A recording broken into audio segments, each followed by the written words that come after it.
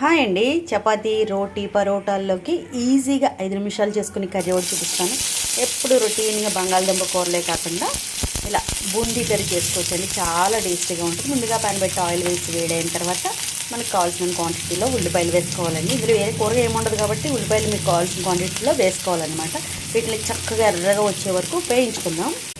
ఇలా ఉల్లిపాయలు వేగిన తర్వాత ఒక 4 టమాటాలు మిక్సీ పెట్టి వేస్తున్నానండి. అంటే ముక్కలుగా కంటే కూడా ఎలా వేస్తే మనకి గ్రేవీ బాగా వస్తుందన్నమాట. చపాతీ అంటేనే గ్రేవీ బాగా కావాలి కదా. ఇది పచ్చివాసన పోయే వరకు వేయించుకుందాం. నేను ఉప్పు, పసుపు ముందు ఉల్లిపాయలు వేయించినప్పుడు వేస్తానండి. ఇప్పుడు కారం వేస్తున్నాను. బూందీలో కూడా ఉప్పు ఉంటుంది కాబట్టి చూసుకుని వేసుకోవాలండి ఉప్పు. ఇప్పుడు ఇలా కారం అంతా మిక్స్ చేసిన తర్వాత సరిపడా వాటర్ వేసి ఉడకనిద్దాం. ఇప్పుడు మనం బూందీ వేసి కలిపేసుకోవడం అండి. మనకు కావాల్సినంత క్వాంటిటీ బూందీ వేసేసి కలిపేయడమే. బాగా కలిపిన తర్వాత కొంచెం గరం మసాలా కూడా వేసేసి బాగా కలిపేసేసి